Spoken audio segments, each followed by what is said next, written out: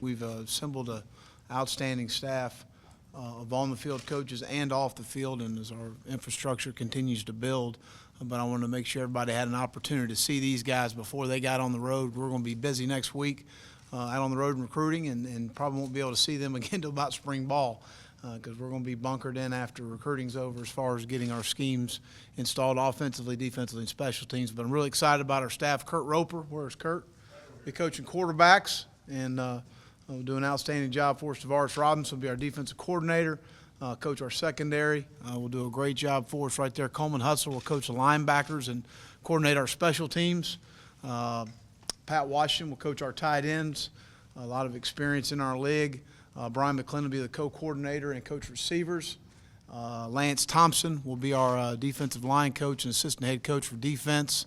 And Sean Elliott will coach our offensive line. Really pleased to have the opportunity to have Sean back on our staff, and excited about him. And then Bobby Bentley, obviously you guys know very well, will coach our running backs. Is that it? We good?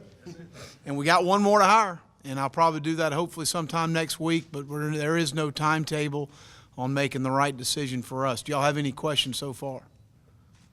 Well, good. These guys are going to disperse to tables, and you got an opportunity to talk to those guys about where we are and what we're doing, and look forward to meeting you guys further as we move forward. Thank you very much for being here.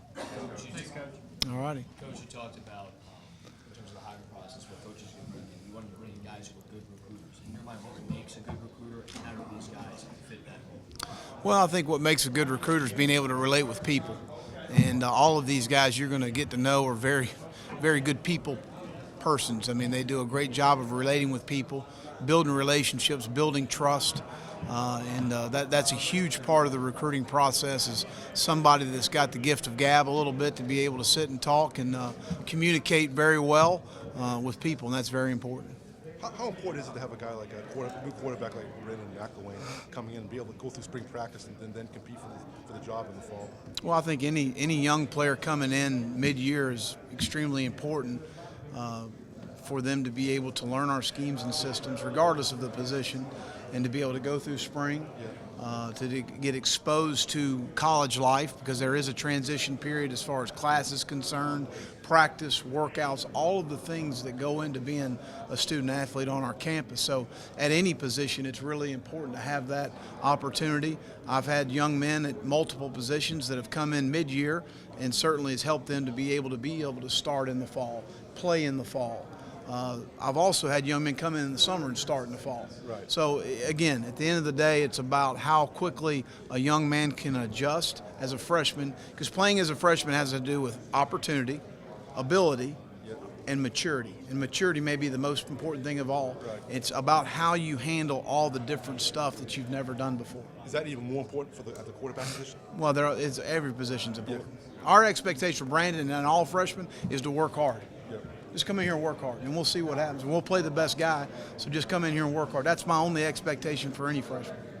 What role will Ellis Johnson have? He'll be in an off-the-field role as far as, just being able to be quality control for us, a guy that's got a lot of experience, extremely bright, intelligent, knows our league very well, and knows the state very well. Coach, what makes this staff different from any staff you've been on in the past?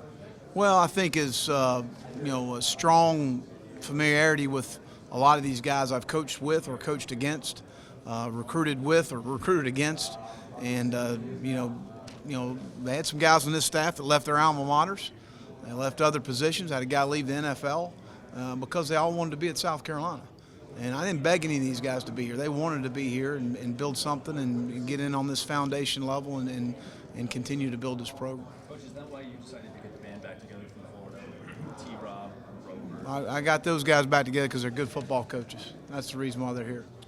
What can you share just on your meetings with Skai Moore? I know you put out a statement yesterday, but Yeah. how you thinking about using him, but just what you shared with him about coming back for a senior season, what it means for him and what it means for the program. Well, I think it's the best decision for him. I think it's a very mature decision. Sometimes it's when you're in, I've been a part of those decisions a lot, and you get, he listened to the right information, didn't listen to the wrong information, because there's a lot of misinformation out there too. And I thought he made a very mature decision. I'm glad to have him back. I don't ever recruit a guy to come back. You got to be in or out, one or the other, because this is going to be a very difficult off season. And so we wanted to make sure he wanted to be here, and that's where he wants to be. He wants to finish what he started, and we're very proud of him. He put out being a difficult offseason. What are some of the challenges you talk about implementing the scheme? Is that has a lot to do with it, along with trying to get the team? Well, I think just as much as anything, building your physical and mental toughness for your football team, because that's the season starts Sunday night when we start with our team. It doesn't start in August. It doesn't start in Nashville. The season starts Sunday night, and so our guys need to understand that. One guy that you didn't, I guess, introduce, I know, is Jeff Dillman. Can you just talk about him as a strength and conditioning coach, your background with him, and kind of how you expect him to handle the next 6 months? Well, Jeff and I were together at LSU and won a national championship. He went to Appalachian State and won multiple national championships. He was at IMG in the private sector, training professional athletes, getting them ready for the combine. So he understands that side of it. Did an outstanding job for us at Florida. Was at Alabama this past year, and he's going to finish the season with Alabama. Is one of the things Nick asked, to have the opportunity for him to finish, and I thought that was important, to be a part of a national championship team. So, but again, brings a lot of energy, brings a lot of juice to the position. I think the most important hire you have is the strength coach, because he's with them throughout the entire year. We're with him at spots of during the year. So to have him deliver the consistent message for our football team is critical. On that same vein, you talked about the national championship at Appalachian State. Somebody that's done it here. How important was it to keep Sean Elliott on the state? Well, I think it was really critical. Is number one, he's a really good football coach. He's a really good person. He loves South Carolina, and he wants to be here. And those were kind of my factors in hiring a coach. And he's an outstanding recruiter. So he's a guy that I'm really excited about to be a part of our staff. I think that he's done an outstanding job here through the years at South Carolina, and obviously at Appalachian State as well. Skai Moore, on his hashtag, he said big safety. Is that how you imagine using him? What role would Yeah, I think in our regular personnel packages, I see him as a possible safety and a guy that can play a little bit more space play.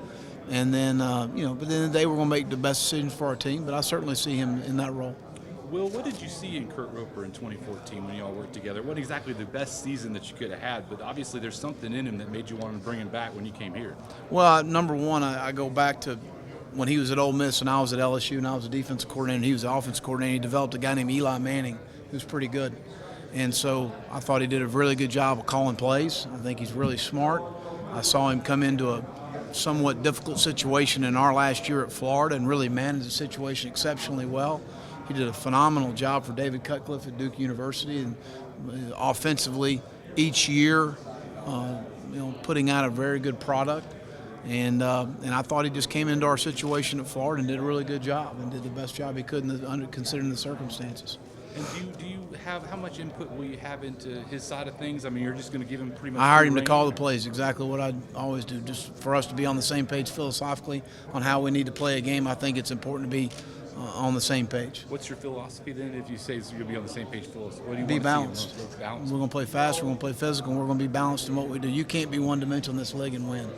And then, going into every game, how are we going to win the game?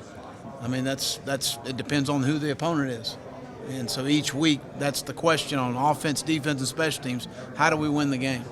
And what do we need to do to win the game? The defensive, is it take away this, take away that? Offensive, who do we need to get the ball to? How do we need to do that? I mean, all of those things factor in. Monday night, you're going to be on ESPN as part of the coaching package room, I guess, for the championship game. Just your thoughts on doing that and kind of how that came together. My ESPN called and asked if we wanted to come and talk a little bit about the game. Obviously, I'm very familiar with Alabama, so I thought it'd be a good idea for us and to get up there and do that. From a recruiting standpoint, is that kind of Absolutely. a way to kind of be in the room even at the same time Yeah, the game's on? it's a good advertisement for us.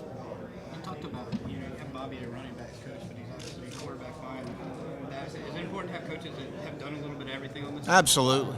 Here's a guy that's called plays, has been a head coach. Lance Thompson's called defenses.